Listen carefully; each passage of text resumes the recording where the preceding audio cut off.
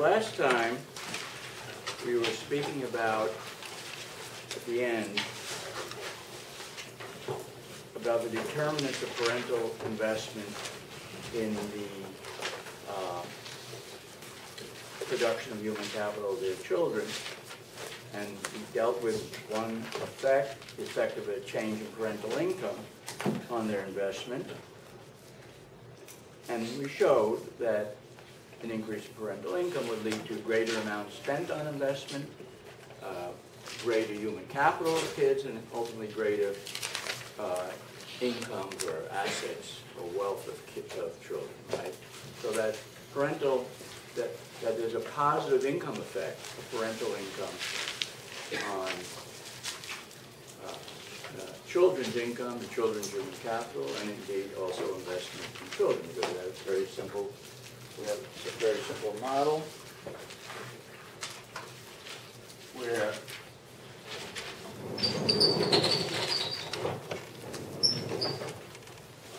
parental utility, there, some function, consumption of parents, some function, maybe that's a utility function, I don't have to specify that at this point, right? And then we had a budget constraint.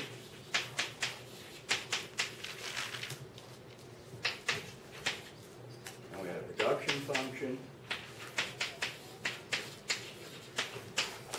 And so those are the basic relations that we dealt with. And so from that it followed easily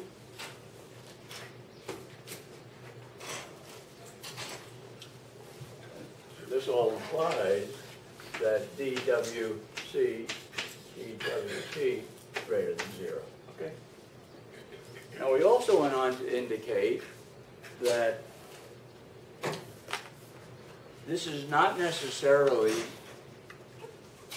this is really in large measure independent of the issue I stressed in my first lecture, that it's hard to use human capital as collateral. And therefore, parental income is a source of investment in the human capital of their parental income is a source of investment in human capital of their children. That's an important issue. But this result is related to that, but in certain special cases, it has nothing to do with that. And I gave you the example of a special case where we take the f function, the second derivative is 0, let's say some constant k times y. So in that case, the marginal rate of return equal to r f of y is the same for everybody. Same for all your investments in kids and same for all families. All families, right? The marginal rate of return is just a constant, right? Because f of y is just k. Okay. So it's just k. So in that case, since the marginal rates of return are the same in all families, you can't say that there's any effect of capital imperfections which lead to poor families to get higher returns and richer families, and they can borrow to finance it. Everybody's getting the same rate of return, right? So in that sense, the capital market is working with regard to human capital, and we don't have any other assets, is working perfectly in terms from an efficiency point of view. It's working perfectly. Same marginal rates of return on all investments across different individuals, right? That would be the substance of what a perfect or an efficient capital market would be in this context. Okay, everybody see that? Someone had a question at the end of last period about that. So do you see that? Okay, well given that, But now, if we had f of y less than 0, okay? So you don't have a linear relationship. It may be quadratic with dimension concavity. So it may, I don't mean quadratic. That would mean that it could be like k y2 sigma less than 1, for example, and a variety of other functions. Given that, then what would happen? What does this result mean? Well, in that case, let me put it differently. Where's the marginal rate of return higher?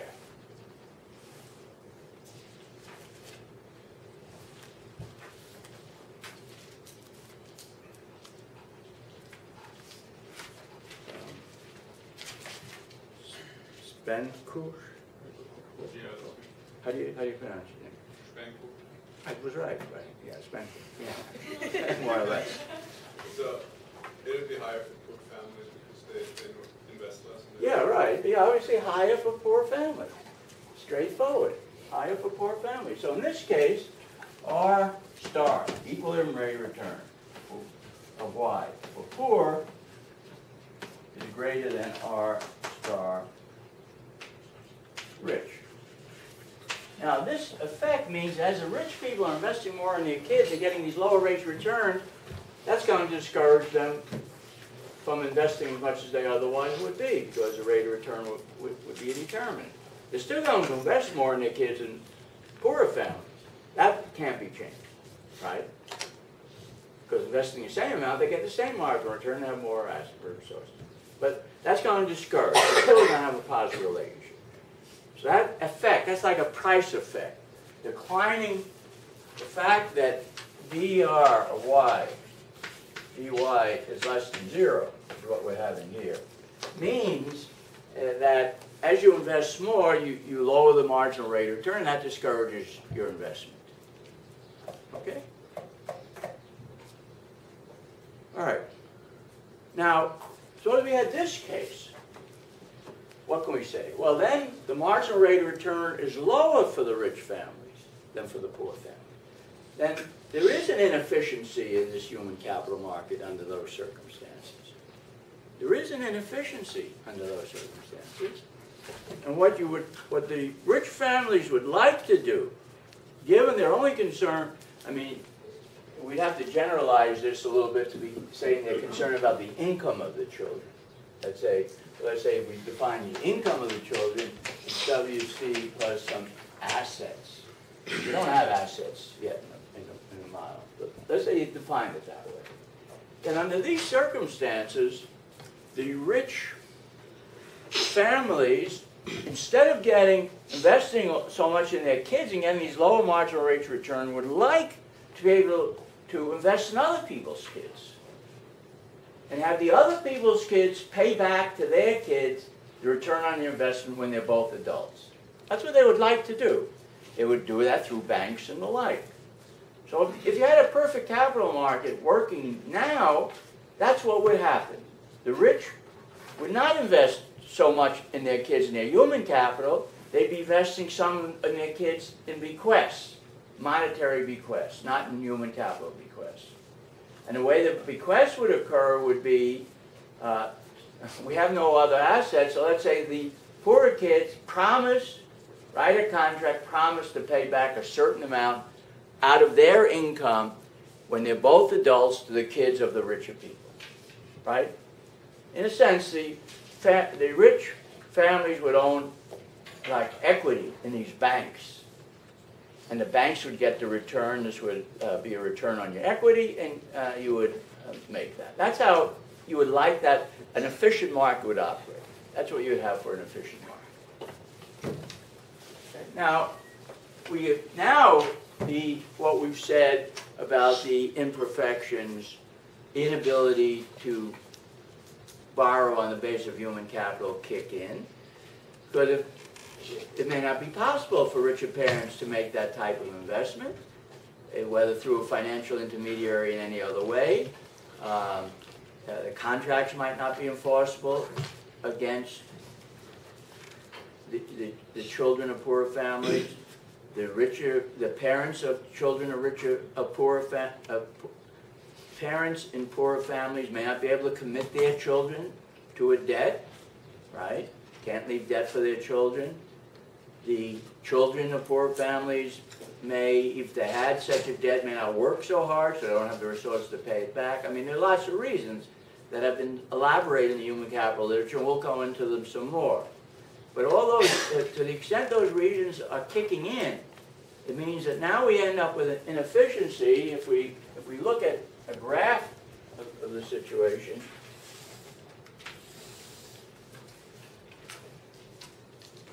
and here's RY. Same for every, the function is the same for everybody because we're assuming that the human capital production function for all families only depends on Y. Everybody has the same function. Okay, here's Y. But the poorer families, let's say, go here, and the richer families go here. Okay? You can see Y poor, Y rich, and now clearly the rich are investing more, and the rate of return, the marginal rate of return is low. You move down this declining rate of return schedule, declining marginal productivity schedule. That's what we have. And that's an inefficiency. That is an inefficiency. And that inefficiency will be important as we think about public policies with regard to investment. So if you have any questions, you might want to raise them now. You talked about regression to the mean last time, and I was just wondering if I'm going to come back to that. All the regression to the mean question, because that's important, and I want to come back to that. It's partly related to this issue, but it's partly orthogonal to this issue, and you'll see why. Any other questions?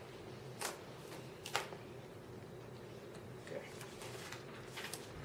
All right, so, as I said before, now I'm going to maybe say a little bit about more about the regression to the mean.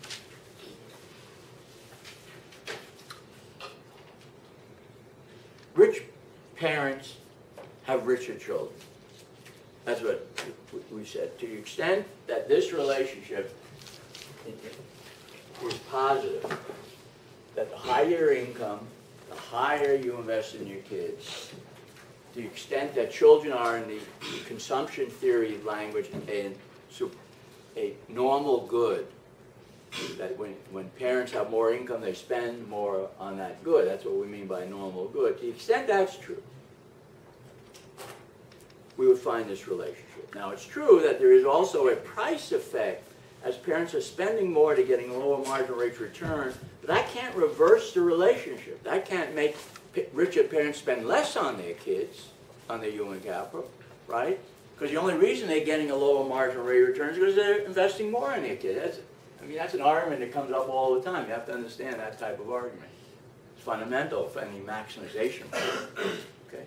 So they're going to invest, the kids are going to be richer. Okay?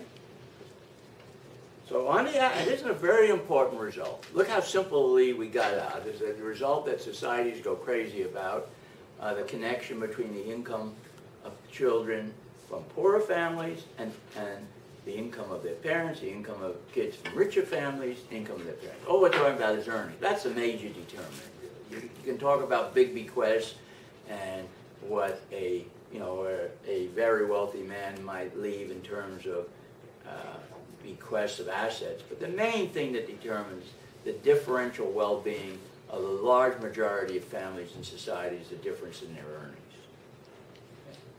For most families, they have very little assets other than earnings. So that's a big factor here. And so that's why concentrating on that, yes, it leaves out some of the problem, which we'll get to later, but it contains the essence of this problem. Okay? So we're saying, this analysis is saying, well, the fact that richer parents are kids who are richer than average is just simply the fact of an income elasticity. Maybe that doesn't make it any better, but that's simply what it is. It's why it's so commonly observed in society. That people who have more resources like their kids and want to leave some subject to their kids this way, in this analysis, in the form of the human capital invested in their kids. Okay? So we think now of a regression or equation.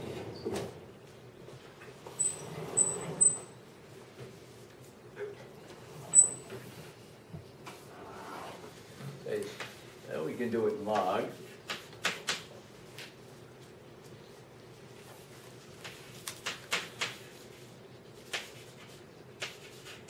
And maybe some stochastic or random. So I'm not going to pay much attention to it now. I'll come back to that later on because it's important.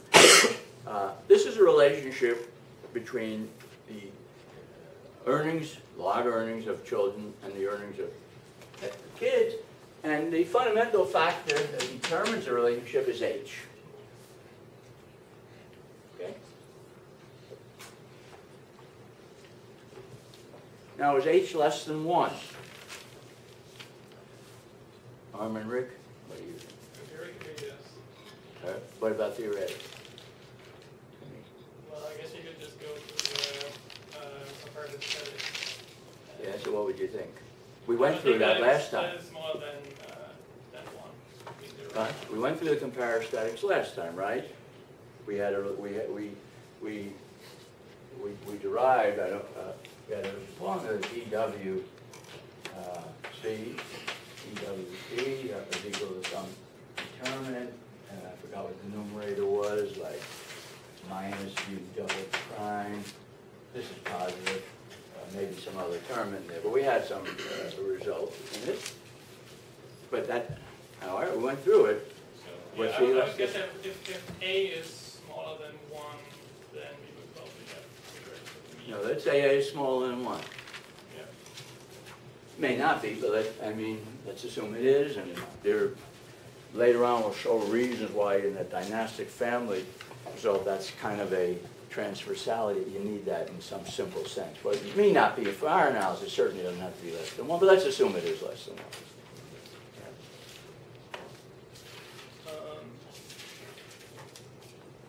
Okay, then it might also depend on F, so on the return of Depends on F. Y. Yeah.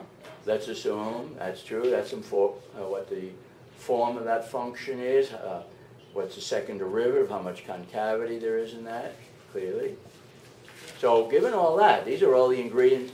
These are all in this, this derivative. Given all that, what can we say? Well, we can't say. I mean, think of it. That's why I say think of it from the point of view of consumption theory. Consumption theory, you have two goods. In this case, what are the two goods? Parental consumption. Yeah, two goods, parental consumption and children's income. Those are the two goods. Sure, we wrote it in a separable form. I could have written it much more generally than that. What do we know? Well, in general, you can't say, both goods can have elasticities greater than 1. Both goods can have elasticities less than 1. Some weighted average must equal 1 weighted by their shares.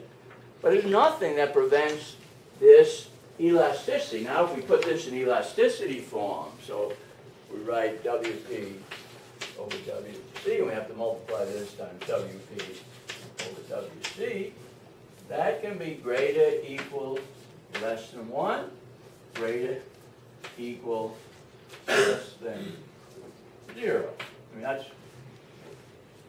it could, I mean, in general, you couldn't sign it, but we did prove that it was positive.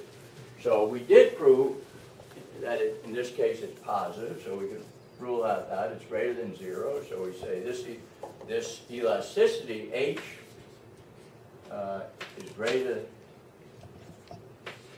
than 0. That we did prove. Okay.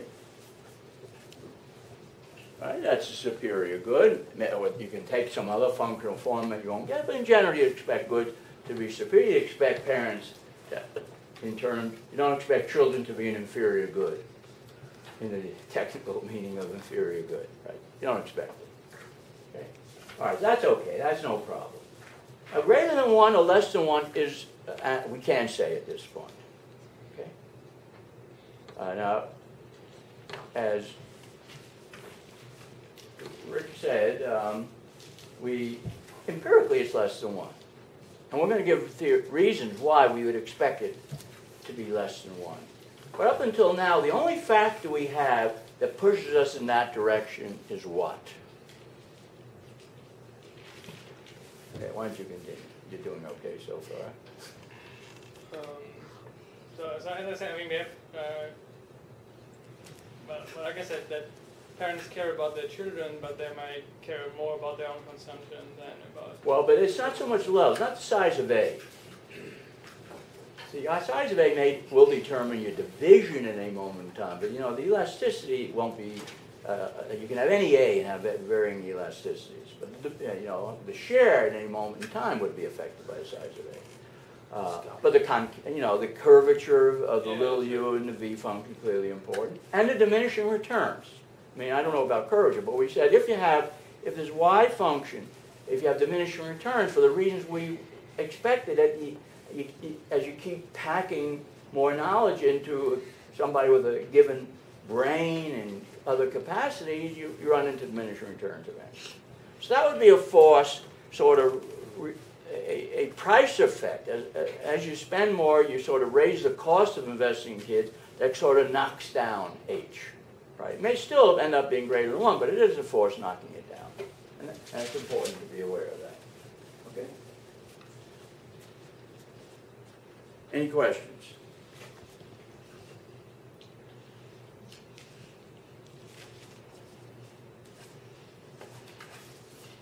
So graphically, what we would say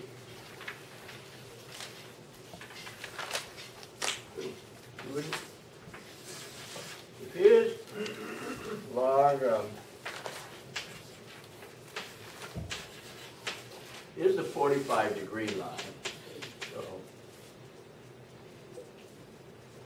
So, and if H is less than 1, we might have a relation like this. So when parents positive,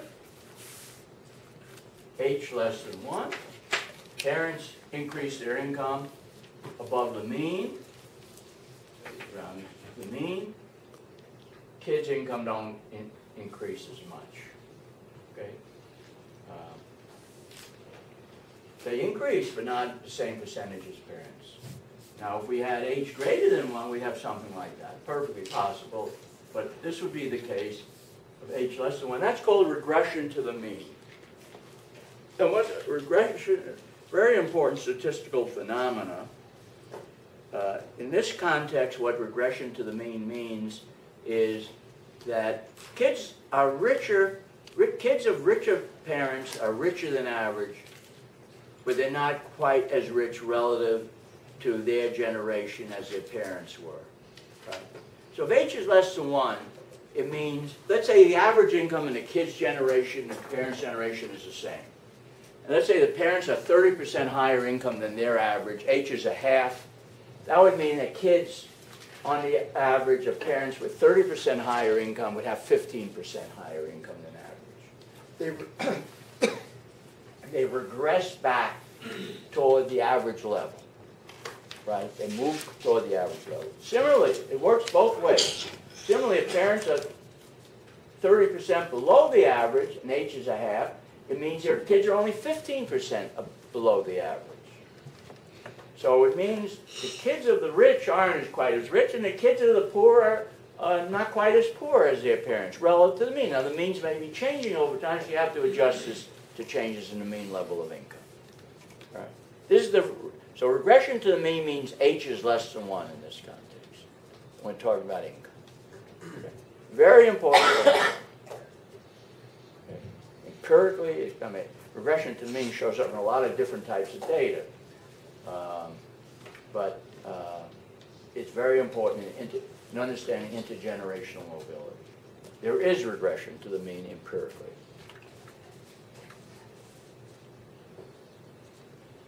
Okay? And as H is less than 1 empirically, some considerable debate. How much less than 1? Is it the same in different countries? Has it gotten bigger over time? As I read the literature, I would say H is about 0.5, 0.6. I wrote a paper a number of years ago with Nigel Tomes claiming it was more like 0.2, 0.3. Some of the latest studies, this for the United States, came up with higher estimates, so I'll accept them. The data are better, but maybe 0.5, 0.6. Similar for European countries. Some people say it's lower for European countries than the United States. Some people say it's about the same. And one could look at for other countries as well. Yeah. Now somebody had a question. In relation to mean means that forward generations income inequality is reduced. Well, what kind of income inequality are you referring to? Yeah, the gap between the richer and the poorer. At any moment, within any generation? Yes. Within a generation. Yes. And your question is, does H less than 1, regression to the mean, mean that the inequality would be reduced over time? And what's the answer to that question? Anybody? I mean, you're asking it, so I assume you don't know the answer, but anybody know the answer? Yeah? No, it just means that longitudinally the inequality will be reduced, like if we track like a dynasty of people. Well, let's go back to our equation. Let's look at this equation. Okay? If we simply had this, yes, there would be. But let's look at this equation. Let's take the variance of log. The standard deviation of the log is considered a common measure of inequality. If alpha is a constant, that would be h squared.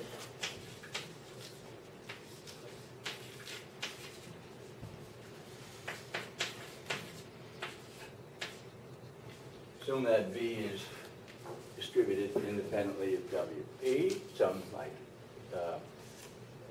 innovation and ability or something else.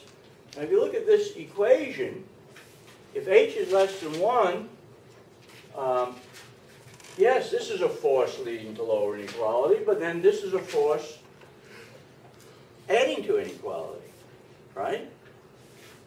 So if H was 1, sigma, the inequality in the children's generation would be equal to the inequality in the parents' generation plus more. You know inequality is going to be rising over time. It's a random walk, right? H is 1. Inequality is going to be rising over time. If H is less than 1, it need not be rising over time because you have this force creating inequality, right? It depends on how those forces are operating. You can have an equilibrium distribution. For example, the equilibrium distribution of inequality. Let's suppose if we ask, is there an equilibrium distribution of inequality that would be the same across generation? Assume this is equal to that, so we'd say sigma squared log W is equal to what? Is equal to sigma squared V of 1 minus H squared. That's going to sigma squared. That's going to be an equilibrium inequality. That means the inequality is going to be constant over time, right? And that's, once you reach that level, and what's that going to be determined by? It's going to be determined by H. So the greater H, yes, the greater the inequality. That's true. So you have to separate out what determines the amount of inequality from what determines when inequality is rising or falling over time. Okay? In this case, in equilibrium, this is an important relation. In equilibrium, there is an equilibrium inequality, which would be this, determines sigma squared, I didn't mean to say H, I meant to say V, or 1 minus H squared. As H goes to 1, this thing explodes. There's no equilibrium inequality. This is what we saw before. The inequality keeps rising over time. Okay? As H goes to 0, well then the inequality is only the inequality in this innovation term and ability. We'll see what it is later on. Okay? But in between, the bigger H, the bigger the inequality, but it doesn't mean inequality is increasing over time. Okay? So you want to distinguish the amount of inequality from the change over time. And that's only one measure of inequality. Another measure of inequality is H. You know, to what extent is the rich families that are rich in one generation also rich in a later generation? I think that's a very crucial determinant of inequality.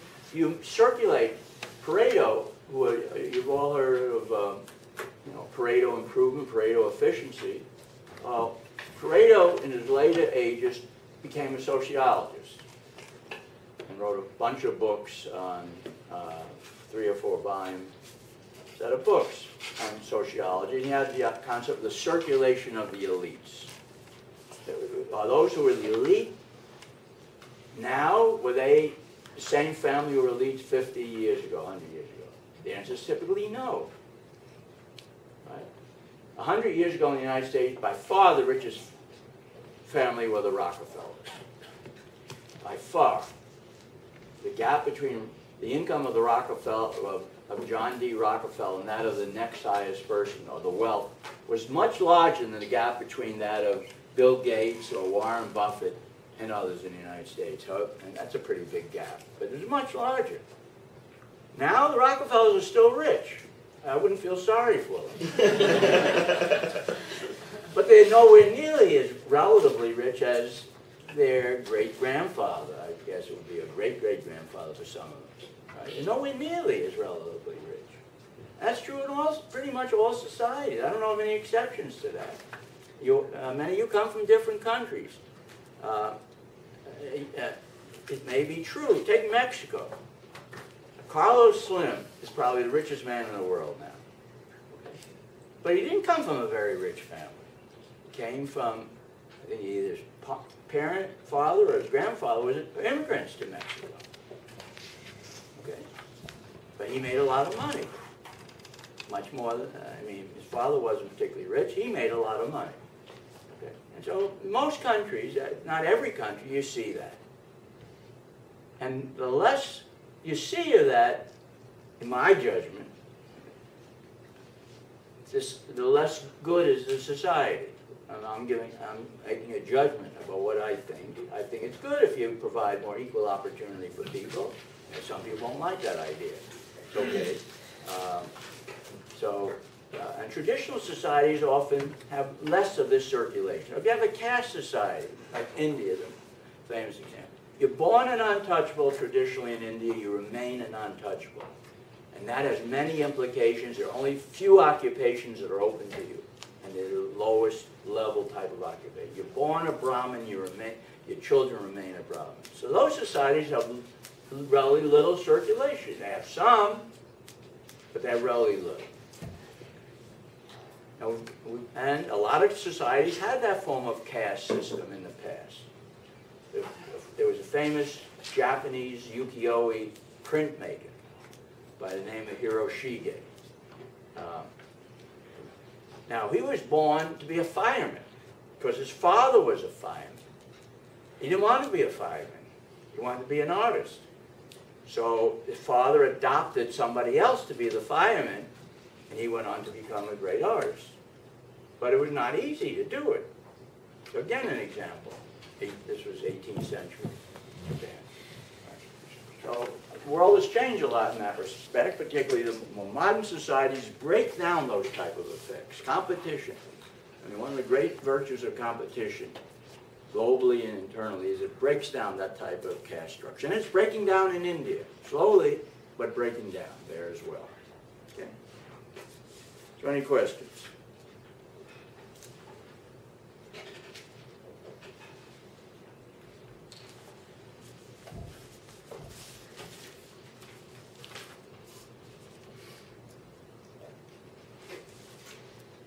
Now, people sometimes speak about the underclass. You know, the underclass has to do with the idea, and it has to do with H in some sense, that people who, some families are permanently poor over a generation. Not simply over the life cycle of a person, but over generations. So you're born poor, you remain poor. And it's been argued there is a black underclass in the United States. People are born into broken homes, the children of the parents have children at early ages or get into trouble, crime, drop out of high school, and that they also are poor and they pass it on to their children. Now, it's not perfect. There's a fair bit of circulation in the black community, surely. And so the notion of a rigid underclass, I just think isn't right. But there's no question that at least from one generation to the next, a lot of these characteristics that make for lack of success in the economic and social world get passed on, just as those that make for success get passed on. Not fully, not perfectly, but they get passed on. Now we come to public policy. Well, let's say we have this capital market problem. Now we come back to the capital market problem. And maybe for other reasons, you're not happy with the fact that children born into poor families are not likely to get much education and therefore less likely to succeed. It could be because they can't finance their investment. It could be for related reasons I'll come to a little bit later. Okay. So what do countries do? Well, there are lots of policies to do that. You have free elementary and high schools and colleges in many countries to make it easier for people with low income to go on. You have scholarships for poor children at university level. Another way, you may have Head Start programs, which where you give extra instruction to very young children from poorer families where their parents have less of the skills to do that. And what some countries have decided, and the U.S. is experimenting with this, is you try to, particularly when you come to poorer countries, one of the problems, let's say you take Mexico, not one of the poorest countries, but somewhere in the middle range. One of the problems in Mexico has been that in poor families, their kids dropped out, particularly poor rural families, the kids dropped out of school like in the 6th or 7th grade. That would be, what, at age 12 or so, to work on the farm or do other sort of work, child labor. Okay? There were laws against that, but they weren't enforced very much because I guess society recognized they were poor families, so they didn't have too many options. So what Mexico decided to do in the 1990s was to use economic type thinking. And they said, well, suppose we give the parents of poor children a monthly stipend if they keep their kids in school beyond certain ages, and the kids do reasonably well in school, and they had a couple of other things attached to it. Now we'll give each parent with a child in a low-level school $100 a month, which was a lot in Mexico. The child labor of 13-year-olds was about that amount, maybe even a little less. Okay? And the Mexican system had a little extra twist to it. If you had a daughter in school, you gave like $110 a month rather than $100 if you kept her in school. And the argument for that was that in these families, they pulled the girls out of school much more frequently than the boys. So in order to, encourage the families not to do it, you overcame it. So this approach doesn't assume these families are irrational. It's just the opposite. They assume families are responding to rational incentives.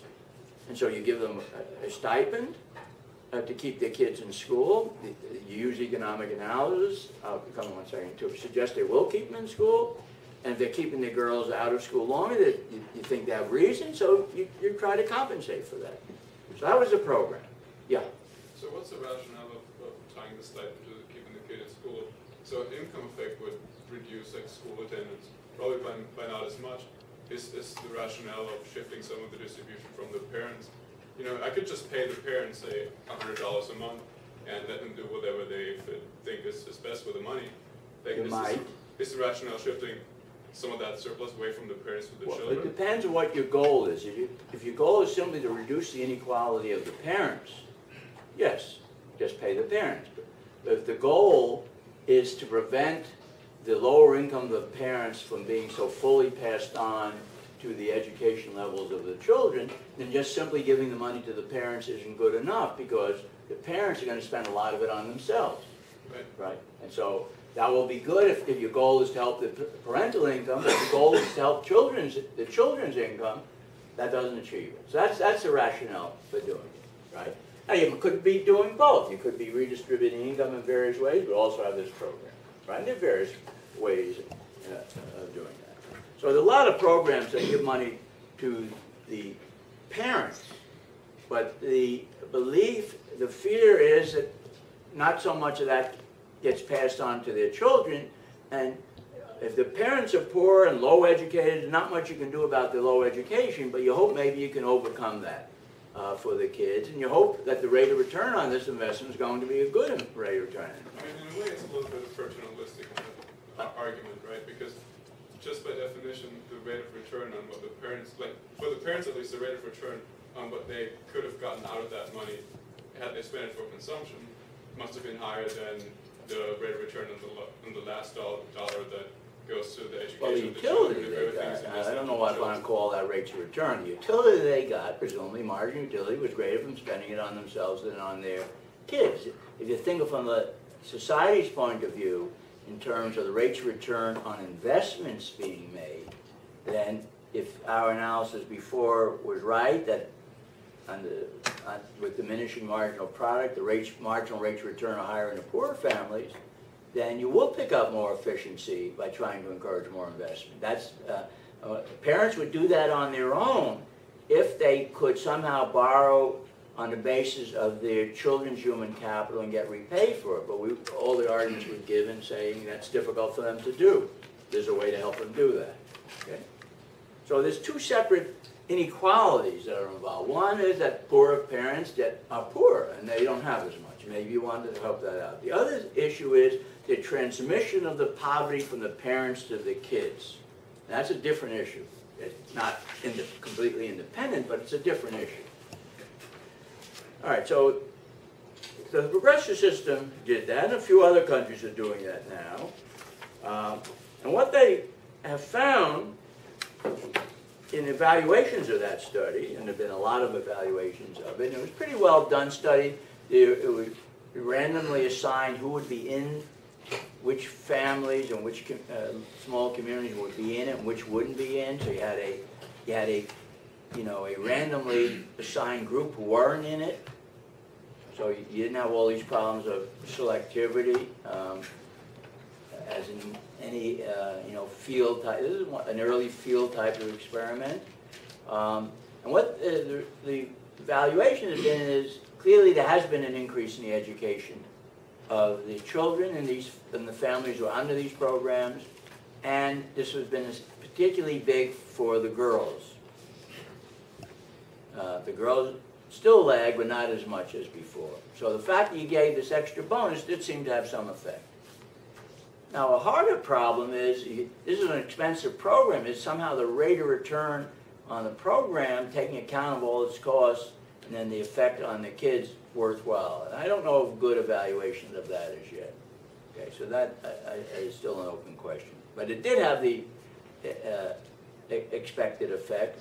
I mean, it wasn't the best designed experiment in the following sense. Kids tended to drop out at certain ages, particularly in 5th and 6th, 7th grades. An optimal design would concentrate the bonuses for kids at those age levels.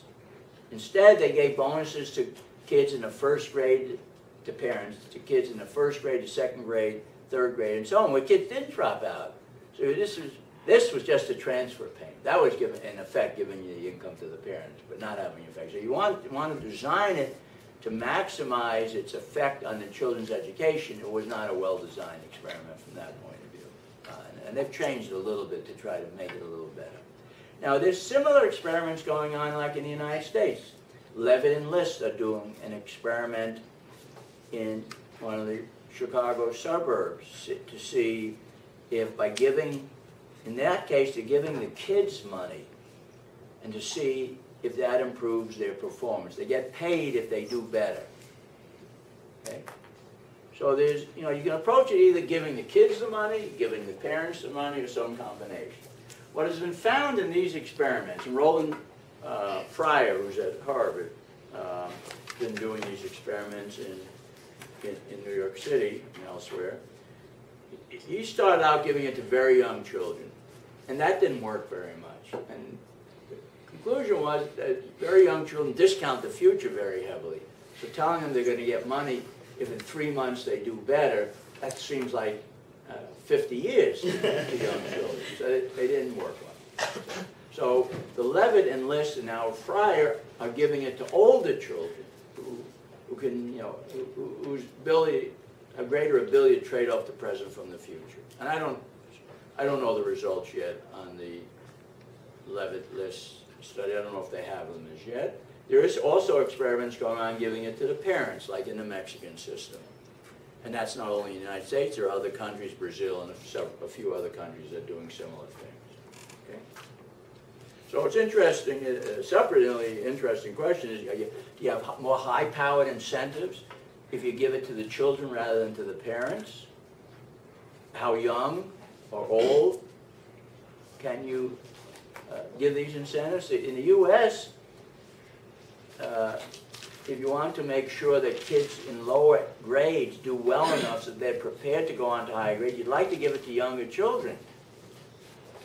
Maybe old children as well, but if that doesn't have much effect on their behavior, then that doesn't work. And so there are these different issues that are involved. But all of them revolve around the issue, I mean, to me at least, to try to understand the economic and social justification for these programs has to do with this intergenerational mobility and the lack of efficient investment in human capital. Any questions? Yes? Are there any studies that compare like the marginal utility between countries or men and women, like father and mother? Margin utilities of what? I mean, like the Concern about children? Yeah. Well, there have been a number of studies that try to get at the question, are fathers or mothers more interested in their children's educational performance? And the general conclusion from these studies, and I'll tell you how they're done, is that mothers seem to be more concerned, although the effects are mixed. And the way they try to do them is you look at various programs where the mother gets the money. You see how she spends it. Compare it with other programs where the father gets the money. You see how they spend it. So yeah, people have tried to look at that. And there's a perception that mothers are more interested, although I think that's probably true. But the studies don't jump out as strongly as one would expect they might. But on the whole, I think that's probably true. But yeah, there are studies that try to do that. Anything else? Yeah. So you said in the Progress, maybe you mentioned this already, but you said in the Progressive study they didn't figure out the rate of return to the investment. Well, did they have? No, because it's hard to do. I mean, you have to follow these kids for a long time, because ultimately you want to look at their earnings and so on. So let's say the study started in 1995. The kids were on the average around 10, so 15 years later they're only 25. You're beginning to get some earnings data, so you're beginning to make some calculation, ability to make it. You can look at crime and other things that kick in at young age. So people are beginning to try to do that. But the reason they hadn't done it up until now is you didn't really have the data. You had the educational performance. You could project forward. We had a student who wrote a dissertation on this. He had the education data and projected forward what that might mean for education completions and for earnings, and made some calculations. He ended up with okay rates of return. I mean, it's a very expensive program. Maybe it has great value otherwise socially and so on to reduce, you know, in some of these regions there was a lot of kind of rebellion and created a lot of problems, and maybe quell that crime and some of these other issues that aren't captured simply by looking at earnings. Okay. Anything else? Yeah. So, given that we know that H is less than 1, is there a way to get the model to predict that? Well, there are ways to make that more likely. Absolutely. We're going to come to that. I mean, this model per se here, it doesn't, I mean, it doesn't necessarily predict that. The more you have diminishing returns up here, the more y is falling, the more you get a smaller the h. So if you had an extreme version, I don't know if that's reasonable. So there are better ways, I think, to try to do it. Well, the other forces that will go the other way. So it's a little more, it's complicated. I had a teacher, famous economist Frank Knight. I caught him at the end of his teaching career. And Knight always believed that H was greater than 1. He didn't put it in that language. The poor were getting poorer and the rich were getting richer. And even then there were data that suggested that wasn't true. But it never sunk in. And he continued to make the same claims.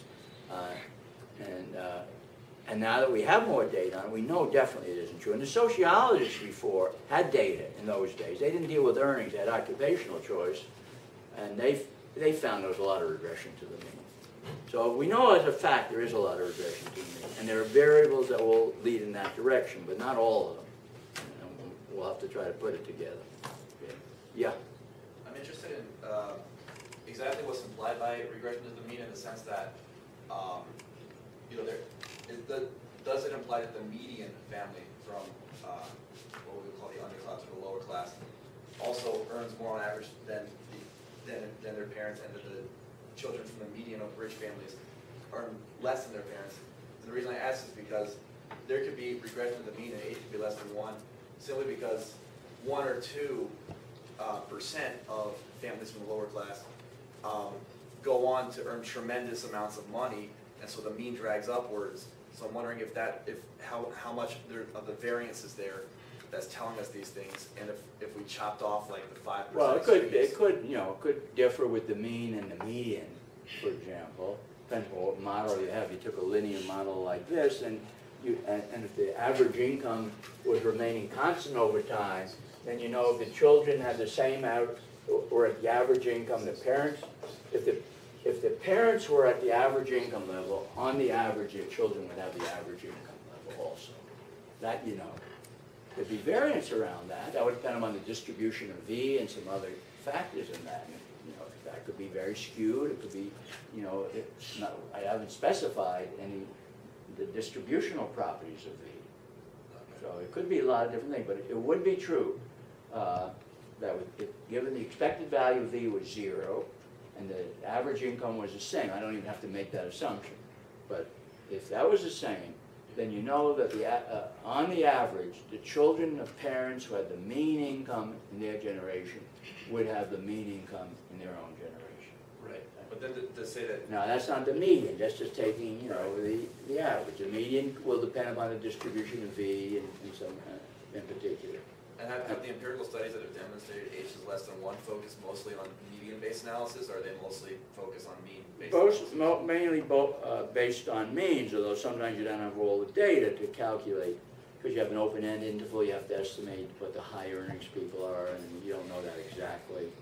Right? It's mainly on. You could do it with medians as well. And I wouldn't be surprised some studies have done it with medians. I can't really say, though, what the difference, I don't remember what the differences are. So it could be, you know, it's not an irrelevant question. It could be important. Yeah.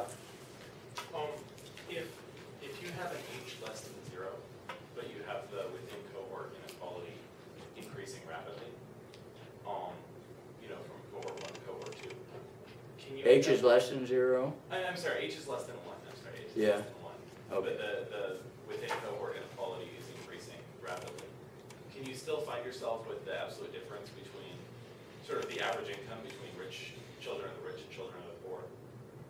The difference in average income being higher in the second cohort than the first. Well, what's happening to the average income over time?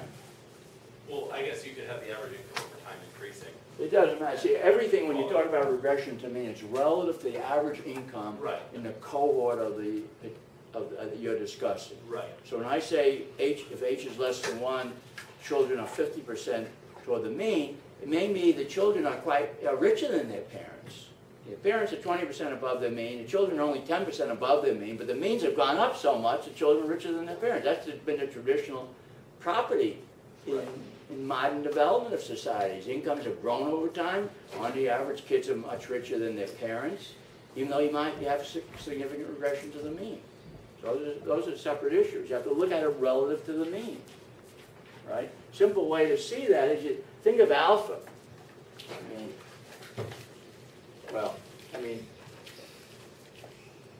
Alpha might have a time component to it and be growing over time because the average income is growing in the society over time, right? So it may not be a constant over time. So log of kids, I'm going to be a function of log of parents, I'm random term, and then plus some term, it's rising over time because everybody's kind of getting better off over time. There's growth in the economy. And you got a more complicated version. This is just the simplest version. Okay? You had a question. Well, I was just going to say, I mean, a lot of times when we talk about, Last question. microeconomic experiments, the data sets we're using are from, maybe the past 100 years or so. But if you think about it, I mean, there's been literally thousands and thousands and thousands of generations of people and wealth, right? So if H was greater than 1, I mean, even if it was just a little bit greater than 1, we would have the variance in inequality would have just spiraled off to huge numbers at this point. So I mean, just sort of the fact that we do still Nothing else was compensating for it. Absolutely. Yeah, absolutely, right. So there's a lot of evidence historically that H was not equal to 1 or above 1, was less than 1. Right. The question is, can we derive, what are the forces doing that? What are the forces creating that? I mean, historically, a lot of it may be that there's a lot of deaths of adults. So you had a rich family, but all their kids died. They had no offspring. Schumpeter wrote a famous paper on that, actually showing why there was a lot of regression in like 15th century Europe. But he used the death rate as the main factor. Again, he didn't have any data on income or anything like that, but he showed, a lot of very rich people, they ended up with no offspring in 2 generations. Nobody was left of the family. Okay, and that's important. That's less important in modern times. All right, so let me go on a couple of other comparative static results. One simple one, but worth mentioning. Suppose you have an increase in A, the degree of altruism, right? A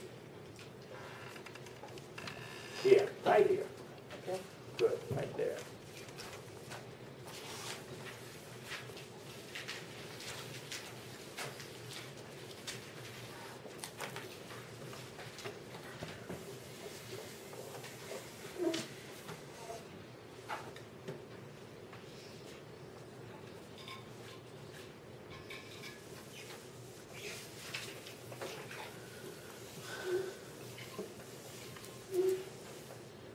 Now we want to look at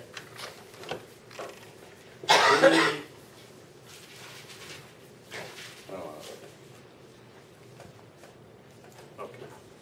Let's look at, we'll get to that. Let's first look at this.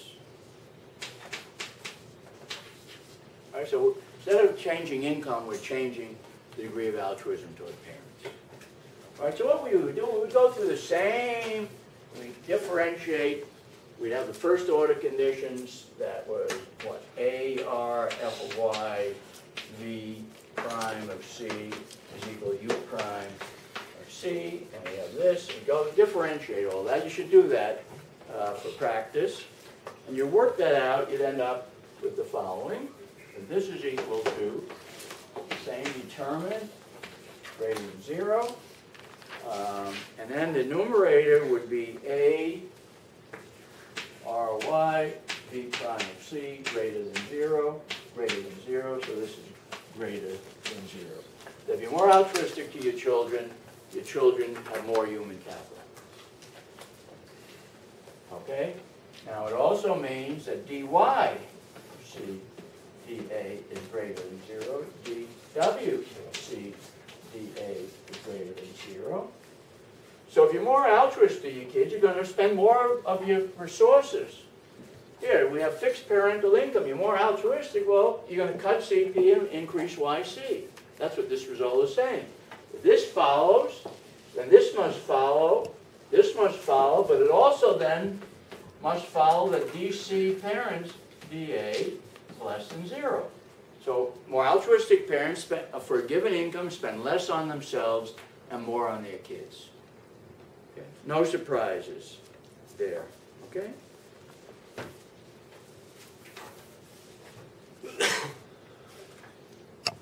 But what's kind of interesting is, now think of this process. So here, let's say parents have a given income, maybe the average income, but they're more altruistic than other parents. So what do? All right? Being more altruistic than other parents, same income. Let's say all parents have the same income. But being more altruistic, they invest more in their kids. So parents, the more altruistic parents have richer kids. More human capital, more earnings. Okay? All right. Now, suppose, now this is an additional assumption, suppose the altruism of the parents is partially passed on to their kids. So parents who are more altruistic have kids who are also generally somewhat more altruistic. Maybe there's regression to the mean in altruism too. I think there is, in fact. But they're more altruistic. So now what do we have? What do we have now? Well, we have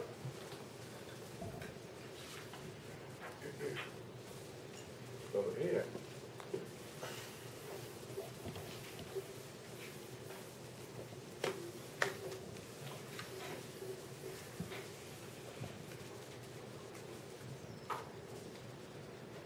We have the kids, let's say, altruism of parents is greater than 0. That means the earnings of children are greater. There's an improvement in the earnings of children. But by assuming the altruism of children is positively related to the altruism of the parents, that implies that the altruism of children is also positive. So children who tend to have higher income because their parents are more altruistic will tend to be more altruistic. Let me put it in a little more controversially sounding way. Richer people tend to be more altruistic than poorer people. That doesn't sound so good, right? But it follows from this analysis. All right? And why does it follow? It follows because the altruism creates the richness rather than the opposite way around. As long as some of that altruism gets transmitted to your children. Like other preferences, we know preferences do get transmitted in part to their children. Right? Parents who have a preference for a lot of kids tend to have children who have a preference for a lot of kids, maybe not as strongly. Right? So there'll be a positive relationship between the altruism of the parents and the income of the parents. Now that's important. Because now let's go back to say, what's the connection? What's the connection? What's D log WC, D log WP? We look at a cross-sectional relationship. We have richer families and poorer families. Well, the families that are richer have more income, obviously. They're also going to be more altruistic. And for both those reasons, their kids are going to be better off. So now we talk, this means this is a force pushing age up, not down. Right? This is a force making it more likely, not necessarily, but more likely that ages are greater than 1, not less than 1. It's not only an income effect, it's also a preference effect. Endogenous through the analysis. But that's when you get into intergenerational, you have to think of kind of what's the equilibrium properties of the generation. There's one thing I felt that Tomes and I did was to think of this in terms of an equilibrium distribution where all these characteristics get determined over time. Okay. Yes. From where do you get that people with high income, they have a higher altruism? Well, how do you think I got it? You start the model saying that people, they have the same given income and one have. Let's start out. That, Everybody has the same income, but some parents have more altruism. so that translates into the future generation. that The kids are going to have more income. They're going to have higher income, right? How about their altruism? Are they going to have higher altruism? If they have the same of the parents. If there's some Yeah. positive amount of that inherited. So they're going to Yes. have higher altruism and higher income. That's all. So you get that because of the translation into generations. Yeah, it's an intergenerational. It means that higher altruism in one generation leads to a positive connection between altruism and income in later generations. Now this effect may die out over time because the altruism effect may continue to regress toward the mean over time. So that effect may die out over time. You have to look at some equilibrium distribution. But still, there's that fundamental force at work. Now people don't like that. They don't like to say for the poor I'm so altruistic. And maybe this difference is not big. Maybe it isn't big. I think most of the reason the poor spend less on their kids is because they're poor, not because they're less altruistic. But nevertheless, the analysis implies that on the average they are going to be less altruistic. Simple analysis. Yes? But even in this model, there's no causal relationship in children from being altruistic and being richer. They're jointly determined and it's due to the altruism of their parents, right? Due to the altruism of the parents, and that, plus that some of that altruism gets transmitted to the children. Those are the two fundamental variables. So what I mean is that if people say richer people are more altruistic, there seems to be a causal relationship that is not there even in this model. Because No, I'm not saying rich makes you more altruistic. I'm saying more altruistic makes you rich. No, but I mean, that's what I'm saying. yeah, but that's why people are usually against saying that richer people are more altruistic because. Well, it may be against it, but they don't understand what's going on. Right? I mean, it isn't a question of being against and being for equally good opinions, right? There's analysis. Yeah, that may be because I haven't thought the problem through. That's precisely the reason. Okay. Excuse me.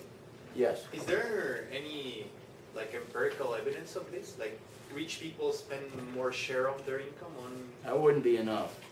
Because that could be due to the elasticities. Unfortunately, with most preference variables, they're hard to tease out of data. Hard to tease out of it. All right, that doesn't mean conceptually you couldn't tease them out. But you know, if you ask me, so what's the time preference of individuals? Well, maybe you can tease that out of greater growth of consumption as interest rate change. That's how economists try to do it, although there's a fair bit of controversy over what the magnitude is. Much harder to do it when you're going across generations. Okay. So I would say no, there's not a lot of empirical evidence. But in simple reasoning suggests this, you would think this would be true. That's what I'm saying. Okay. Now the last thing I'd like to do is change the rate of return, little r. So remember, we look at income. Nobody ever wrote it down today. But we look at income. I'll write it here. It's RH. Right? So look, income of children. If RC is the rental price in the children's generation. Suppose the little r increased.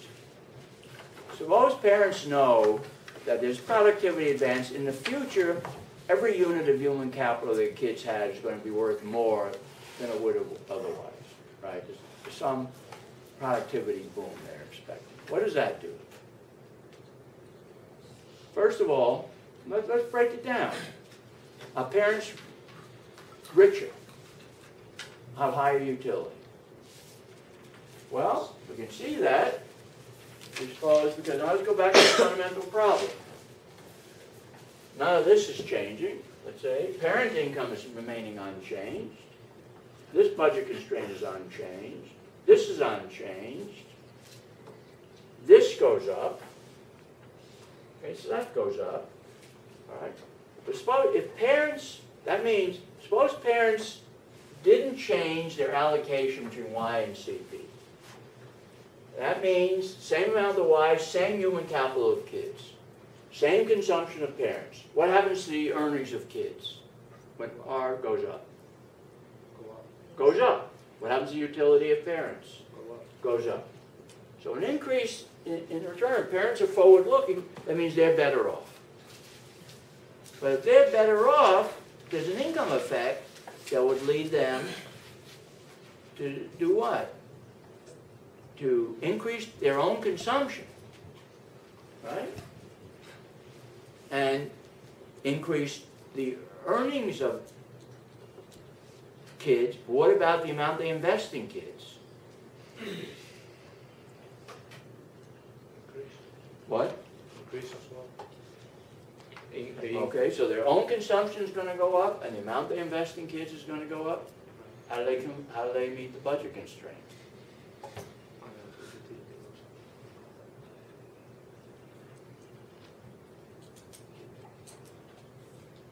Anyone? Yeah? The amount they invest is gonna have to go down. I can't hear you. The amount they invest will go down. Okay, well, and then what happens to the human capital and earnings of kids? Well, the earnings of the kids can still go up because R is higher. R is going up. H is going to go down, but R must be more important than that, and so WC goes up. So there's an income effect that raises WC, lowers Y, lowers H of C, raises C of parent. What about, but there's more effects than the income effect. What happens to the rate of return on investment in kids? Okay, so if we draw a graph,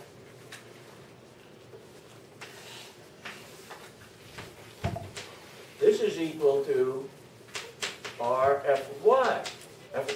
So if we start out with R0, an increase in R to R1 raises the rate of return, right? At any given amount of Y, the rate of return goes up. So the rate of return rises. Okay? The rate of return rises. What does that do? Well, we know a higher rate of return is a substitution effect. You want to increase Y and lower consumption of parents, right? So what do we end up with? Nada? Nothing? What do we end up with? Well, we end up with the following. And you tell me the sign of this. What's the sign of that?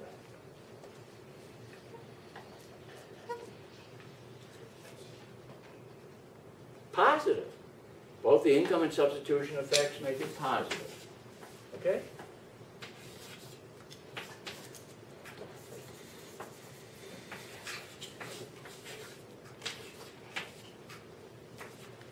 What's the sign of that? Positive? Unclear. Can't sign that. The income and substitution effect go in opposite direction. Okay? Similarly.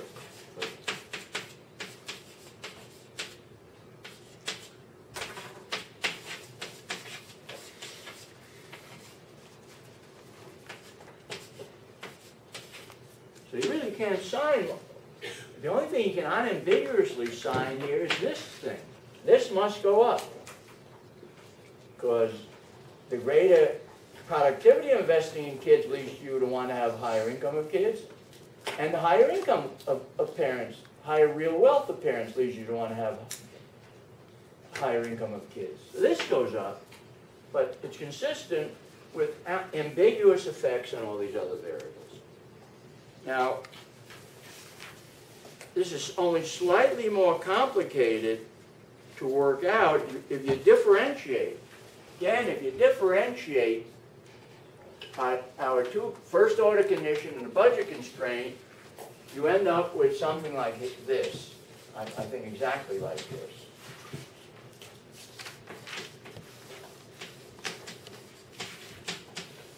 And then this is something you should definitely check.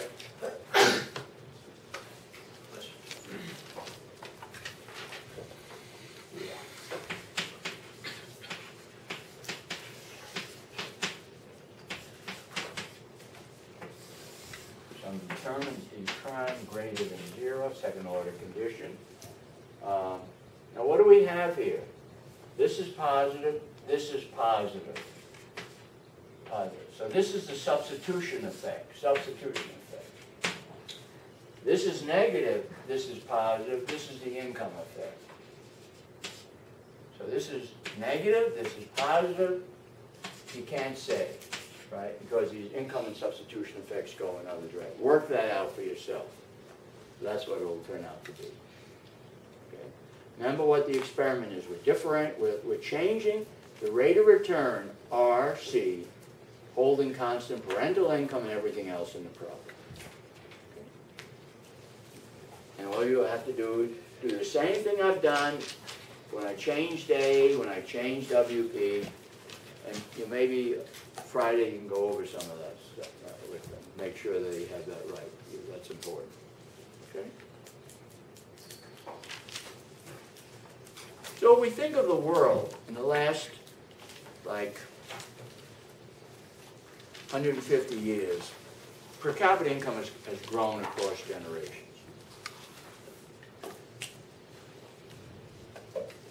Because productivity has been growing, among other things.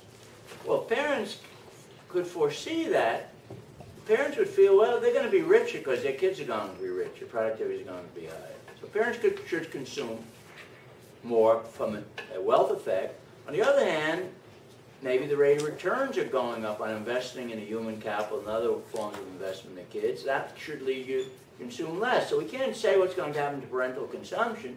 We can say, however, the kids are going to be better off as a result of that, given that the parents are altruistic. Okay. They're going to be better off. And that's what happened in the world. Kids are a lot better off in each succeeding generation for the last 150 years in the developed world, in Europe, the United States, and those have been main part going back that far, and then later on in Japan and in other countries that began to develop. The kids are better off than their parents. In China today, the kids are a lot better off than their parents were.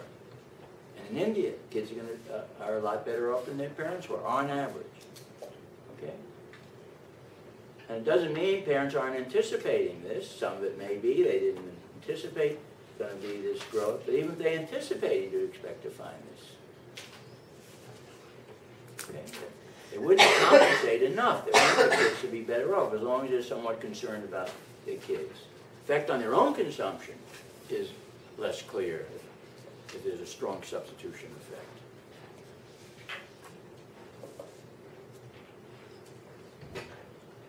Okay, now but what I've been giving you up till now is a very simple model of the production process. Won't have time today, but on Thursday, what I'm going to start on is the following. So you should think about that.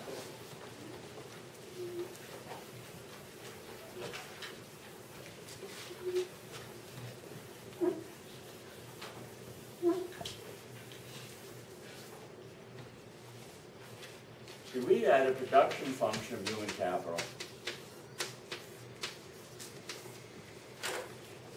Well, but we know that parental human capital affects the production of kids' human capital. Right? I mean, the more educated parents have an effect on the production of the human capital of their kids, even aside from the income and other variables. Right? You asked me about, who cares more, mother or father. But we do know that the education of both, maybe more the mother, because she spends more time with the kids, has an effect. So the way we like to, I'm going to keep the same F notation, expand this to say now this is going to, the human capital of parents is going to enter directly into this function. Directly into the function with the property that the higher the human capital of parents, the greater the human capital of kids, even for a given investment. Okay? That the average productivity of your investment goes up. And I'm also generally going to assume that the marginal product goes up, so that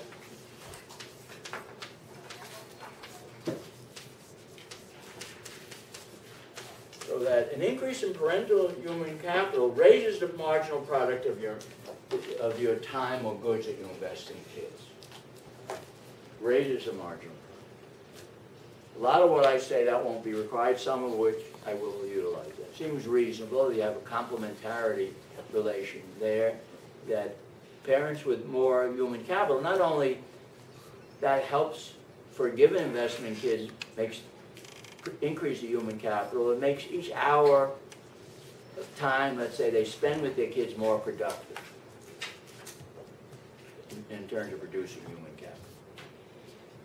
capital. That's the cross derivative of the complementarity property. So what we want to do next on Thursday is explore the implications of that. And you might think, one question you might think about, what if you come back to our H, the degree of regression to the mean, does this relationship tend to make that H bigger or smaller than it would otherwise be? Okay? It's a question we can answer. It should be pretty straightforward. All right, so why don't we finish now?